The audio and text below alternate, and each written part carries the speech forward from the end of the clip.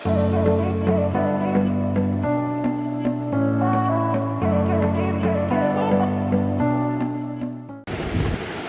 Guys, welcome back to my YouTube channel get life and more. तो आज जो topic मैं आपके सामने लेके आया हूँ वो है मेरा NPCIL का इंटरव्यू एक्सपीरियंस। तो NPCIL क्या है? NPCIL is nuclear power corporation of India, जो एटॉमिक एनर्जी डिपार्टमेंट है गवर्नमेंट का, DAE, उसके अंदर आता है।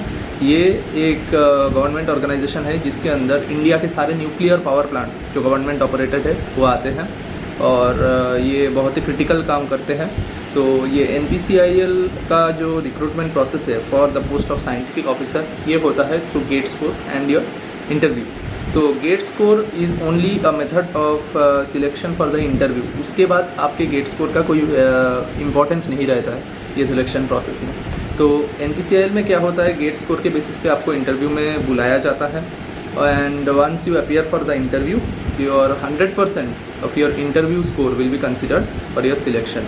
तो आपके जो फाइनल सिलेक्शन है उसमें गेट स्कोर का कोई वैलिडिटी नहीं है। तो अब मैं आपको अपना इंटरव्यू एक्सपीरियंस नरेट करता हूँ। तो मेरा जो इंटरव्यू था वो था अनुशक्ति नगर में, NPCIL हेडक्वार्टर्स। तो वहाँ पे मैं गया इंटरव्यू देने। So when I entered the room there were 6 members in the panel. मतलब इंटरव्यू पैनल में 6 लोग थे और एक राउंड टेबल था।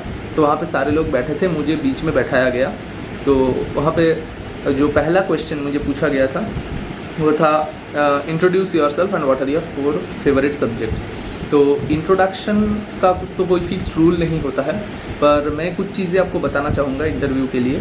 जैसे please wear plain formal shirt, मतलब एक सिंगल कलर का शर्ट होने से प्रेफरेबल है, और फॉर्मल पैंट ये सब पहन के चाहिए। टाई अगर आपको नहीं आता है बांधना तो टाई लेने का ज़रूरत नहीं है, बिना टाई के भी आप जा सकते हैं। तो and be confident in your introduction when they ask introduce yourself, just give them the necessary information that is required. Okay, don't over express yourself. और क्या है, एक फॉर्मल इंट्रोडक्शन दीजिए, और जो प्रोजेक्ट आपने किया है या इंपॉर्टेंट कुछ इंटर्नशिप है ये भी आप बता सकते हैं, क्योंकि अगर आप कॉन्फिडेंट है तो उस पर आपको क्वेश्चन पूछा जाएगा और आपका इंटरव्यू अच्छा जा सकता है। तो जो 4 फेवरेट सब्जेक्ट मुझसे पूछे गए थे मैंने बताया था electrical machines, power electronics, power system and network theory. Okay, तो इसके बाद वो लोग क्वेश्चन पूछना शुरू किए। तो मशीन में मेन जो फोकस था पहले वो था इंडक्शन मशीन।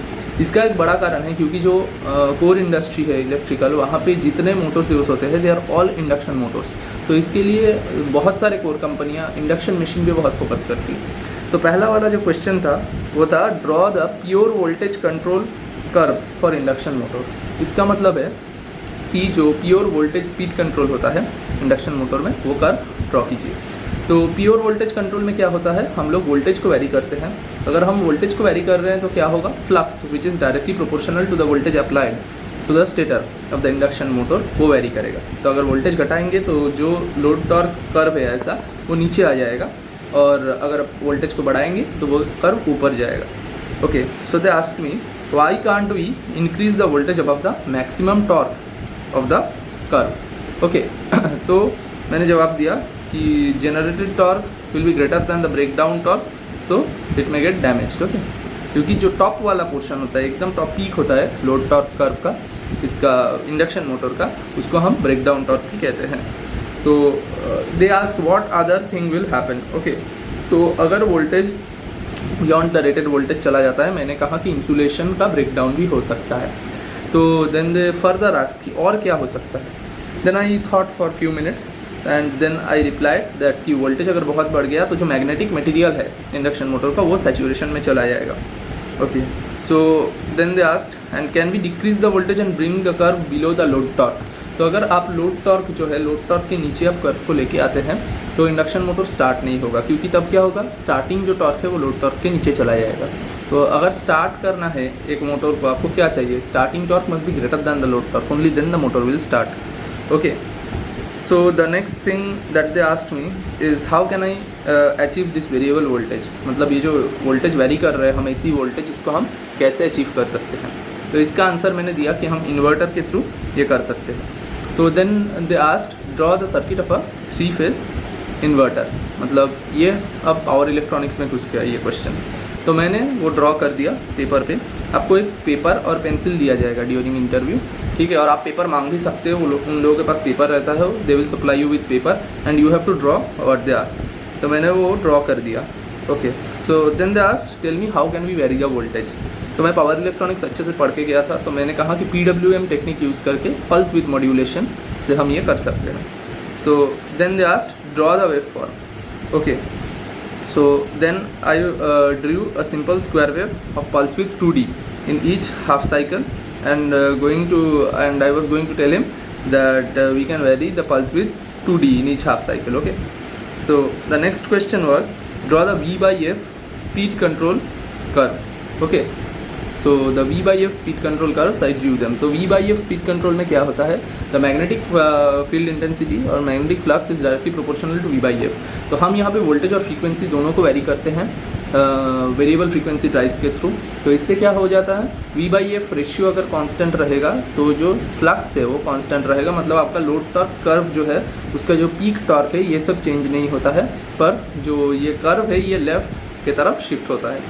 ओके, तो why maximum torque is not changing they asked. Okay, तो मैंने कहा कि मैक्सिमम टॉर्क अगर आप डिराइव करेंगे मैक्सिमम टॉर्क का एक्सप्रेशन तो वो आता है proportional to V by F का होल स्क्वायर। सो अगर हम V by F को कांस्टेंट रखते हैं तो मैक्सिमम टॉर्क चेंज नहीं होगा।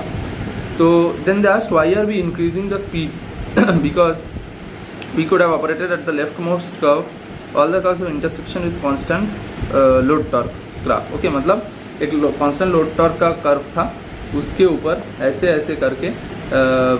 ऐसे करके सारे ग्राफ्स थे, मतलब V by F का जो कर्व होता है एक के बाद एक लेफ्ट की तरफ शिफ्ट होता है। ओके, तो जो क्वेश्चन मुझसे पूछा गया नेक्स्ट वो था कि जो जितने सारे लोड टॉर्क कर्व्स थे वो सारे लोड टॉर्क को इंटरसेक्ट कर रहे थे। तो दे आस्क्ड कि हम लोग लेफ़्ट वाला जो लेफ़्ट मोस्ट कर्व है उस पर हम लोग ऑपरेट कर सकते हैं मोटर को, तो हम राइट वाला क्यों प्रेफर करेंगे। तो द आंसर वाज कि राइट वाला का जो इंटरसेक्शन पॉइंट है वो क्या होगा, वो लोअर स्लिप की तरफ होगा। तो लोअर स्लिप पॉइंट अगर वो होगा तो the losses in the motor will be less comparatively compare to the left curve, तो हम प्रेफर करेंगे।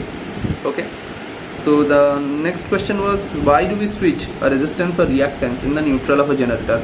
इसका जो आंसर है ये आपको पावर सिस्टम में मिलेगा। I said to limit the fault currents and to also allow the zero sequence currents. Okay, and वो ट्रांजिएंट स्टेबिलिटी भी बढ़ाता है मशीन का।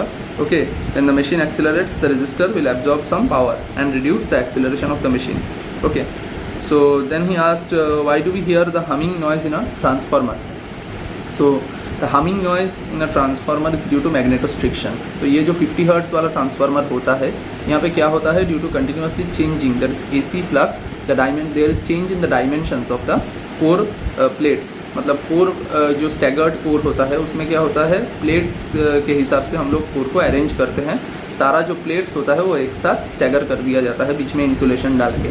तो उसमें क्या होता है कि जो ये प्लेट्स हैं इनका डायमेंशन चेंज होता रहता है, तो इसके लिए वाइब्रेशन प्रोड्यूस होता है और इसका जो फ्रीक्वेंसी है that is twice the transformer frequency.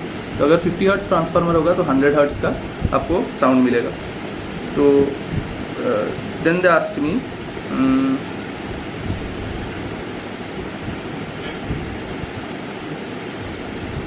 draw a single line diagram from generator transmission line to load using reactances and then write the power angle equation।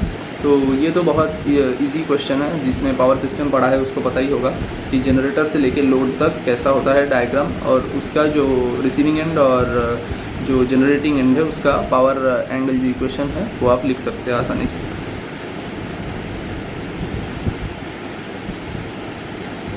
Okay, so then he asked on what factors does the power flow depend. I said the active power depends on delta and reactive power mainly depends on the voltage at the sending and receiving ends.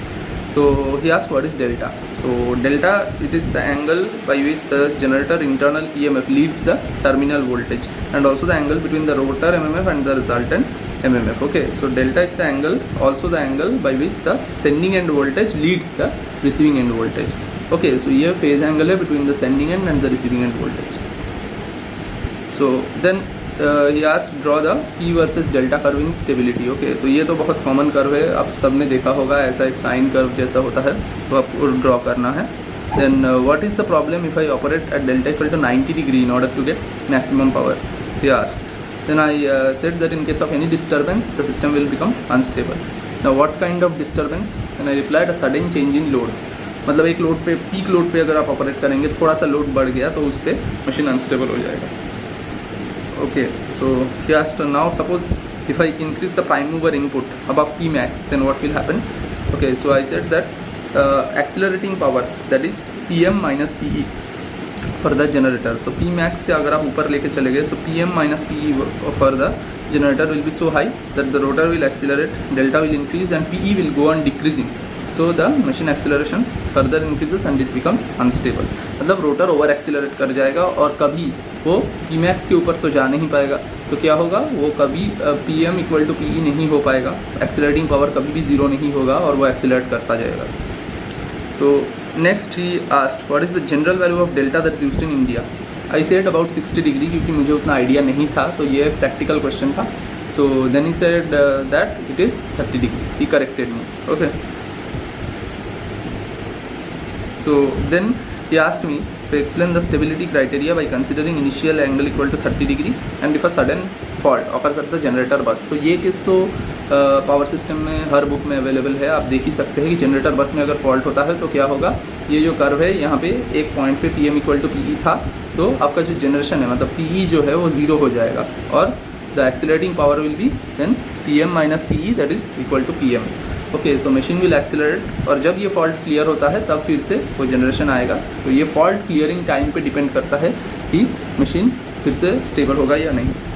Okay, तो then he asked what is this condition called. मतलब stability का जो criteria है, जो equal area criteria है, मतलब the decelerating area must be greater than equal to the accelerating area. तो इसे कहते हैं equal area criteria. So I answered and he was content with the answer. So guys please watch the video और अगर आपको अच्छा लगा content तो please share it with your friends. और इसका जो अगला पार्ट होगा उसमें मैं आपको अब सबके लिए लेके आऊँगा NPCIL के जो बाकी इंटरव्यू क्वेश्चंस है वो सब. और प्लीज़ कमेंट सेक्शन में बताते रहिएगा कि किस टाइप का वीडियोज़ आप लोगों को चाहिए, तो उस हिसाब से मैं अगला वीडियो प्लान करूँगा. So thank you for watching and please subscribe the channel.